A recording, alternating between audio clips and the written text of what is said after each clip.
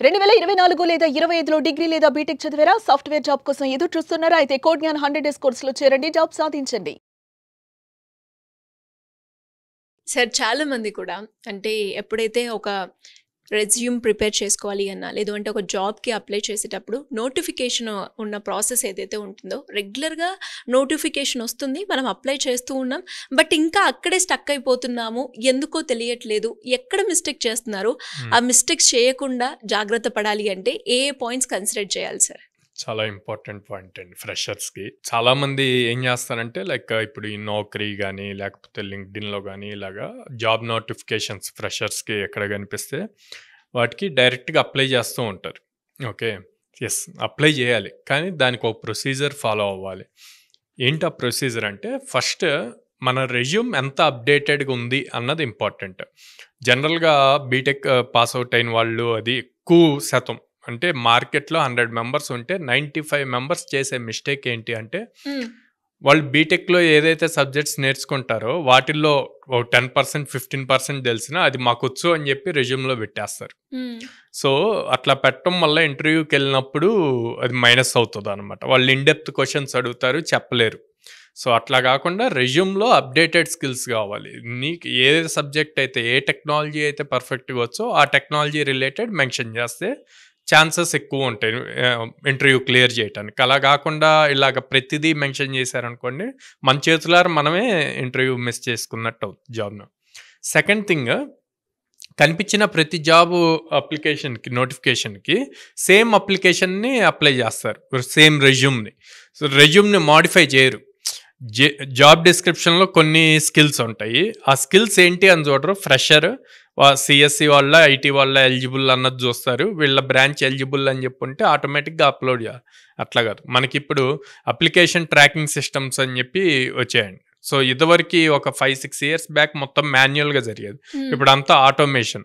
So resume upload చేసినప్పుడు వాళ్ళు ఇచ్చిన జాబ్ డిస్క్రిప్షన్లో ఏవైతే స్కిల్స్ ఉన్నాయో ఆ స్కిల్స్ ఈ రెజ్యూమ్లో ఉంటేనే మెన్షన్ చేసి ఉంటేనే వీళ్ళు షార్ట్ లిస్ట్ అవుతారు నెక్స్ట్ రౌండ్ ఆఫ్ ఇంటర్వ్యూకి. అలా మెన్షన్ చేయలేదు అంటే అవదు. సో మ్యాక్సిమం స్టూడెంట్స్ చేసేది ఏదైనా అవేం చెక్ చేయరు, చెక్ చేయకుండా అప్లై చేస్తూ ఉంటారు. తర్వాత కవర్ లెటర్ అని చెప్పి రాస్తాం. రెజ్యూమ్ ఏదైతే మెయిల్ చేస్తామో మెయిల్ చేసే ముందు కవర్ లెటర్ రాస్తాం. ఆ కవర్ లెటర్ కూడా అన్ని జాబ్ పోస్ట్స్కి సేమ్ అప్లై చేస్తాం. సింపుల్ ఏంటంటే కొన్ని కంపెనీస్లో డిఫరెంట్ రోల్స్కి ఒకేసారి ఫ్రెషర్కి హైరింగ్ ఇస్తారు. అలా ఇచ్చినప్పుడు సేమ్ హెచ్ఆర్ ఈ 2 జాబ్ పోస్ట్స్కి ఉంటారు. ఉన్నప్పుడు ఒకే పర్సన్ రెండిటికి అప్లై చేసే అనుకోండి హెచ్ఆర్ ఫీలింగ్ ఎలా ఉంటుంది?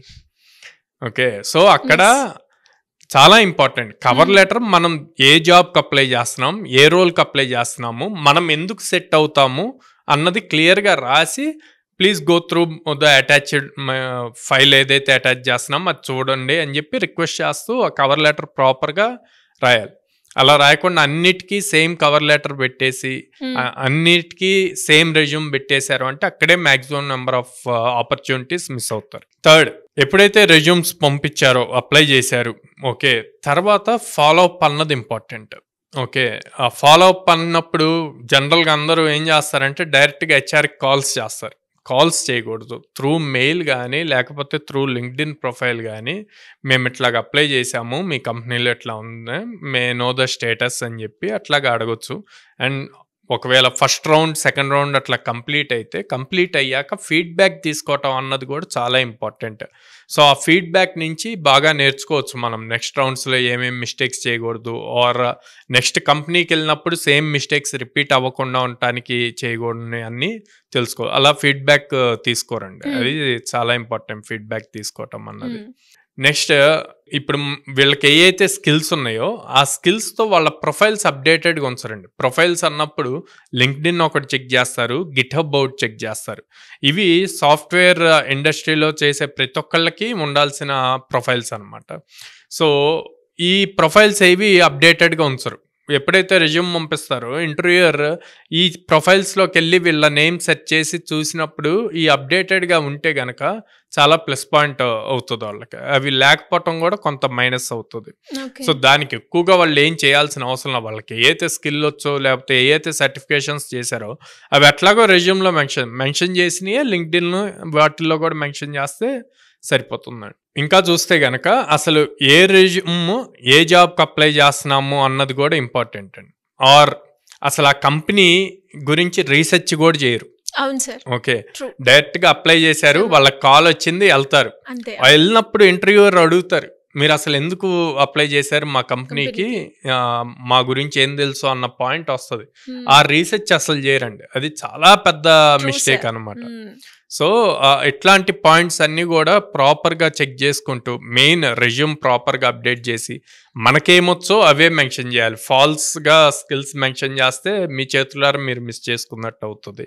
అండ్ లింక్డ్ఇన్ ప్రొఫైల్ అప్డేటెడ్‌గా ఉంచి కవర్ లెటర్ ప్రాపర్‌గా బిల్డ్ చేసుకొని జాబ్ డిస్క్రిప్షన్‌లో ఏయైతే స్కిల్స్ ఉన్నాయో అవే స్కిల్స్ రెజ్యూమ్‌లో ఉంటే ఏటీఎస్ సిస్టమ్ అన్నది ఐడెంటిఫై చేస్తది. సో ఇలాగ ఈ స్టెప్స్ అన్నీ ఫాలో అవుతూ ఫాలో అప్ విత్ హెచ్ఆర్‌తో రెగ్యులర్‌గా ఫాలో అప్ చేసుకుంటూ సో ఎక్కడ మిస్టేక్స్ అవుతున్నాయి ఏంటి అన్నవి కరెక్షన్ చేసుకుంటూ ఉంటే గనక లైక్ ఎక్కువ నెంబర్ ఆఫ్ జాబ్స్‌కి అప్లై చేయకుండా త్వరగా జాబ్ క్రాక్ చేయగలుగుతారు.